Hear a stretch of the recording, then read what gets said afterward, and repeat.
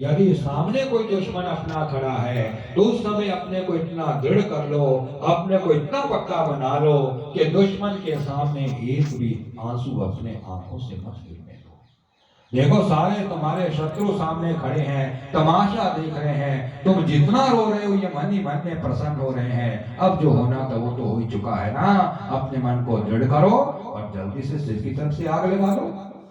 अरे प्रभु कैसे लगाऊं, कैसे लगाऊं? प्रभु इन हाथों को भी कभी मैंने अपने बच्चे पर उठाया नहीं है, और आज आप कह रहे कि इन हाथों से मैं अपने बेटे को अग्नि दान कर दूं। नहीं नहीं प्रभु, कभी नहीं हो पाएगा, कभी मैं अपने बेटे को अग्नि में नहीं दे पाऊंगा। इसलिए प्रभु आप तो मेरे मित्र हो, मेरे सखा हो, और कदम कदम पर आप ही तो मेरी सहायता किया करते हो। इसलिए हे प्रभु इतनी कृपा अवश्य मेरे ऊपर आज कर दो कि आज आप ही अपने हाथों से मेरे बेटे को अग्निदान दे दो।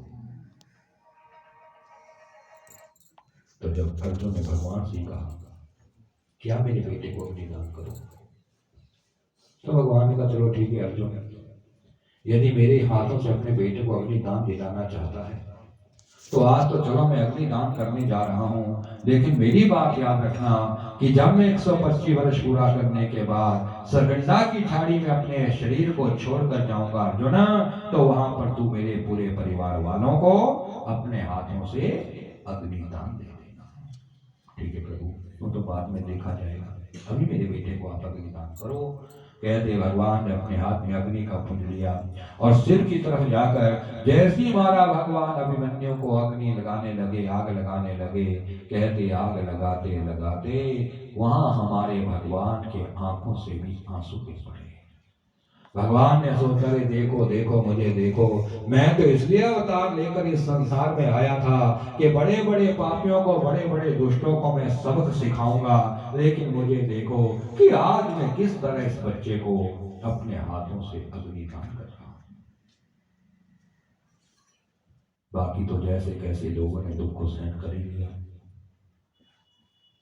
लेकिन जो अभिमन्यु की आदि की हिस्सेदार उत्तरा थी, वो हमारा उत्तरा जैसी सती होने के लिए सामने आई और जैसी पिता में छलांग लगाने को तैयार हुई, वैसी भगवान ने उत्तरा को पकड़ लिया और उत्तरा को पकड़ कर कहा उत्तरा क्या करती हो, तुम जानती नहीं इस समय तुम्हारे गर्भ में तुम्हारे पति का अंश पड़ रहा है।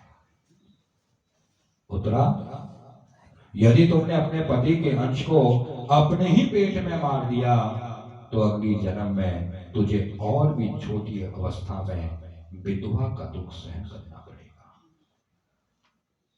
इसलिए देखो शास्त्र कहता है कि कभी भी मनुष्य को गर्भपात नहीं करवाना चाहिए, क्योंकि गर्भपात सबसे बड़ा पाप है।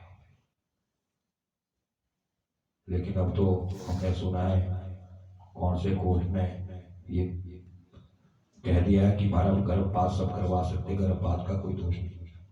कैसे हम सनातनियों को नरक में डालने की बात कर रहे हैं। हमारा ये गर्भपात सबसे बड़ा पाप शास्त्रों में बताया गया है, क्योंकि किसी भी जीव को मारने का अधिकार हम लोगों का नहीं तो बड़ा पाप लगता है। ये उत्तरा यदि तूने अपने पति के अंश को अपने पेट में मार दिया तो याद रखना अगले जन्म में तुझे और भी छोटी अवस्था में विधवा का दुख सहन करना पड़ेगा। जाओ इस बच्चे को पालो।